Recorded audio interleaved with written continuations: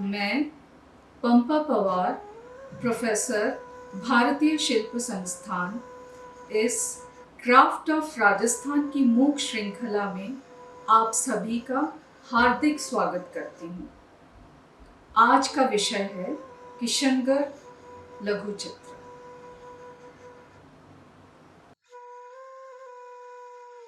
Rajasthani miniature painting को अपने रूप, बनावट, रंग और कहानी से भरपूर एक समृद्ध और सशक्त कला माना जाता है।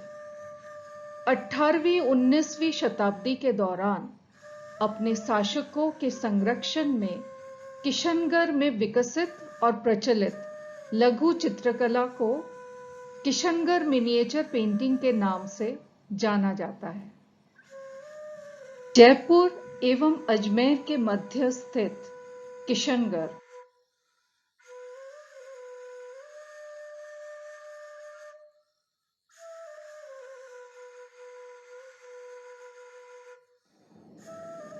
लघु चित्रकला 16वीं शताब्दी की शुरुआत से 19वीं शताब्दी के मध्य तक फली फूली।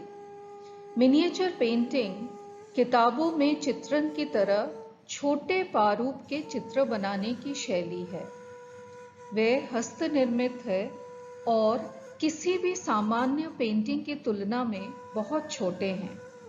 पारंपरिक रूप से ये पेंटिंग कागज, कपड़े, पत्तियों आदि पर की जाती थी। इन्हें प्राकृतिक रंगों और गिलहरी की पूंछ से बने महीन ब्रशों से बनाया जाता था। किशनगढ़ राज्य की स्थापना 1609 में जोधपुर के राजा उदय सिंह के पुत्र महाराजा किशन सिंह ने की थी।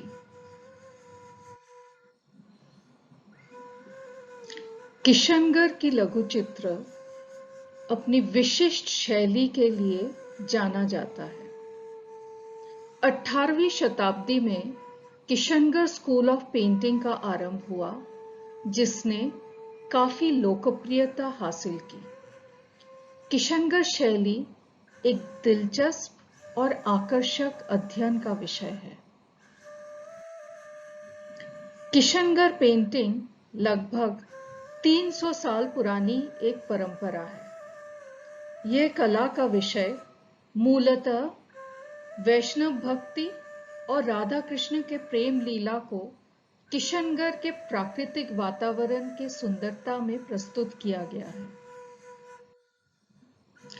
18वीं सदी में राजा सावन सिंह के संरक्षण में Kishangarh school of miniature painting ने आकार लिया और विकसित हुआ।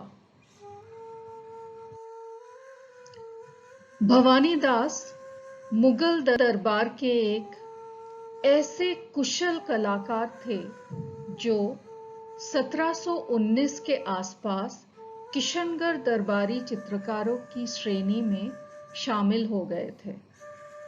परिणाम स्वरूप मुगल शैली का प्रभाव राजपूत कला के कार्यों में देख सकते हैं। भवानी दास निहाल चंद के गुरु थे।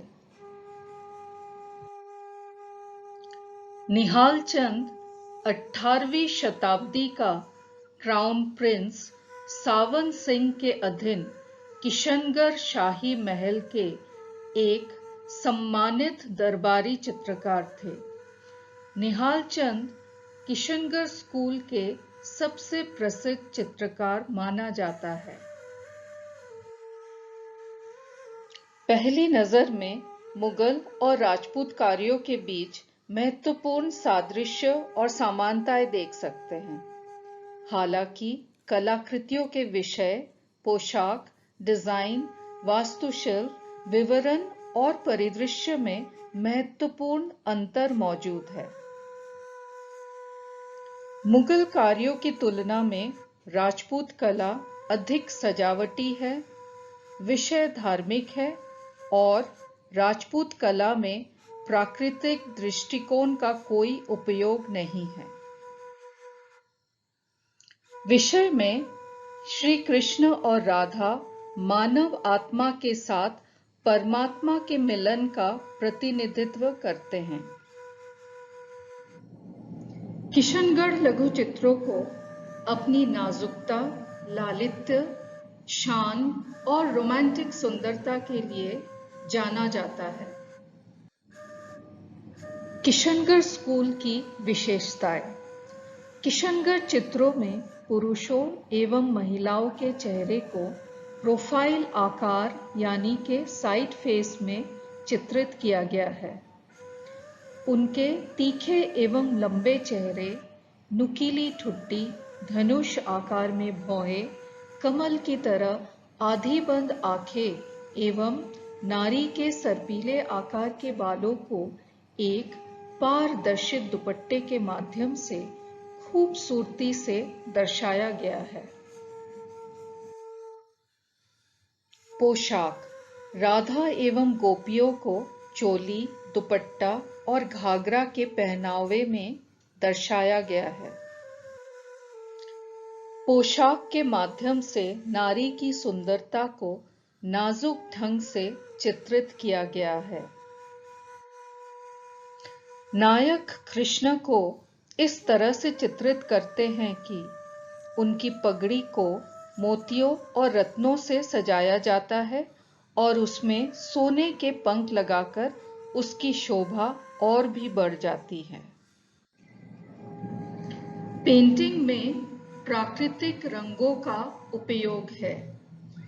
वेजिटेबल और मिनरल रंगों के साथ साथ शुद्ध चांदी और सोने का भी उपयोग किया गया है। गिलहरी की पूंछ द्वारा बनाए गए ब्रश से रंगों को बारीकी से पेपर और कपड़े पर पेंट किया जाता है। मुख्य रंग जो हम देखते हैं लाल, पीला, नीला, भूरा, सफेद और हरा। अधिकतर रंगों का सॉफ्ट म्यूटेड शेड्स प्रयोग किया गया है। सोने और चांदी के रंगों से बारीकियों और अलंकरण चित्रित किया गया है। चित्र का विषय में राजस्थान का वातावरण, प्रकृति को खूबसूरती, विवरण और भावना के साथ चित्रित किया गया है। विभिन्न वृक्षों, पुष्प, पर्वतों, जल स्रोतों तथा झीलों का बारीकी से सुंदर चित्रण किया गया है। चित्रों में मनोरम परिदृश्य होते हैं जो राजस्थान के परिदृश्य की सुंदरता और अलंकृत संगमरमर की संरचनाओं, पारंपरिक राजस्थानी मेहराबों और खुली छतों की वास्तुकला को चित्रित करते हैं। किशनगढ़ परिदृश्य में समृद्ध था।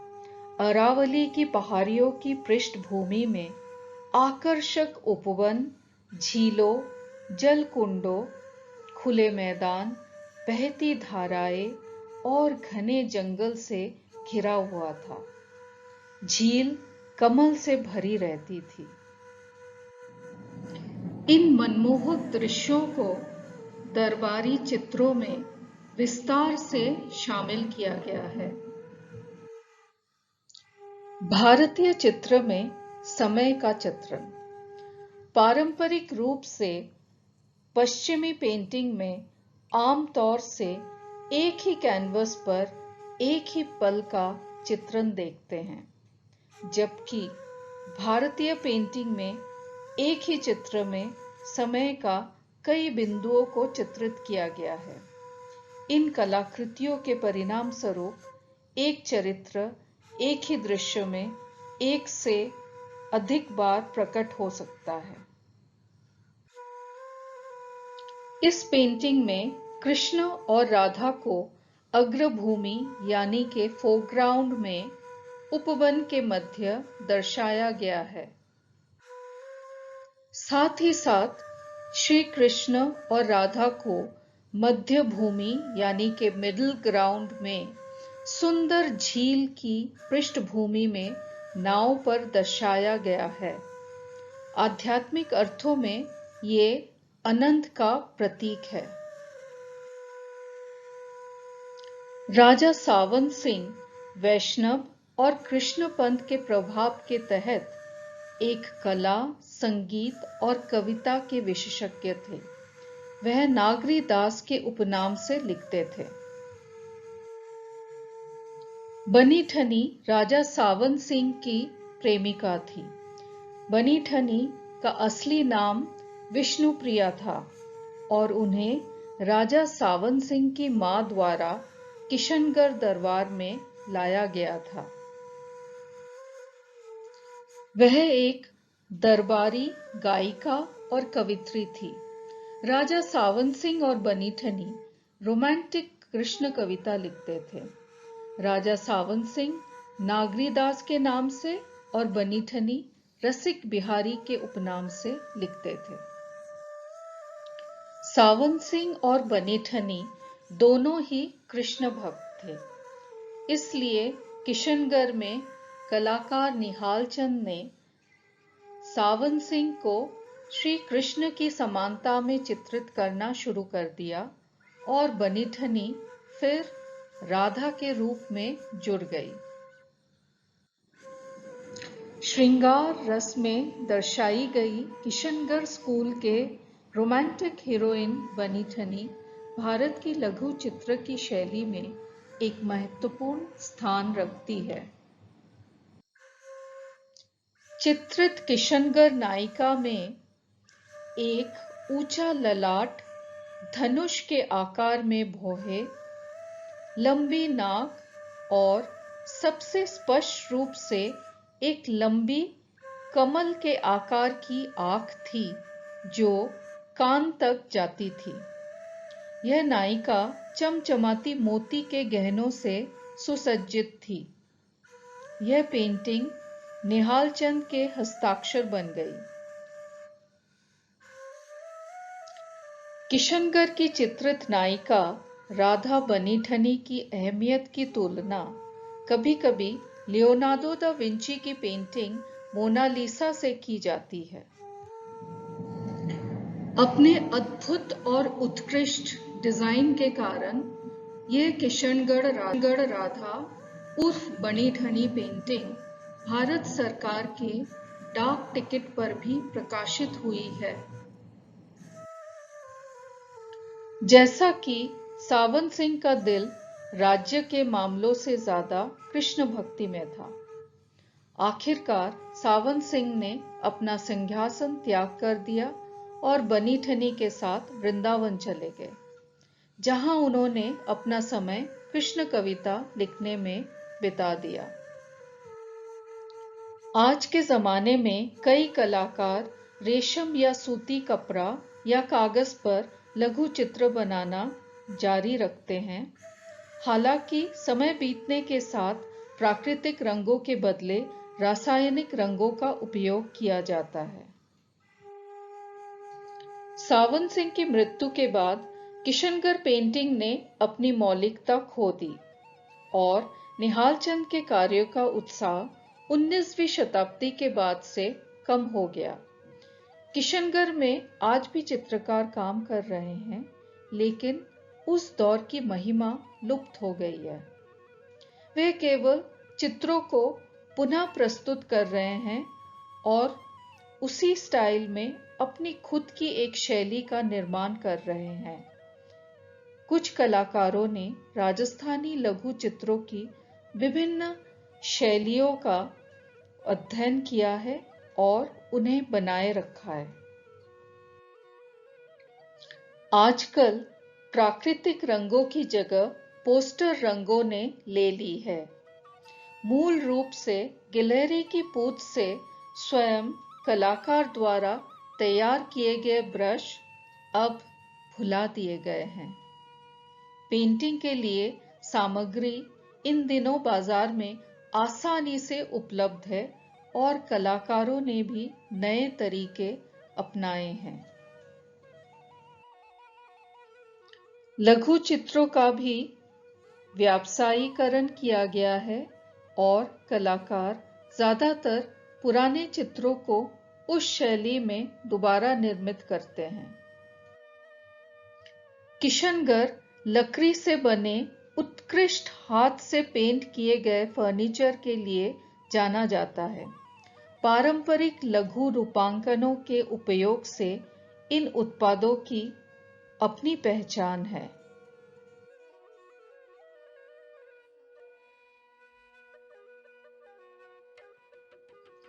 वर्तमान में किशनगढ़ मिनिएचर पेंटिंग को स्मारिका के रूप में और सजावटी शिल्प वस्तुओं में भी पुनः प्रस्तुत किया जाता है। इसी के साथ मैं ये प्रस्तुति समाप्त करती हूँ।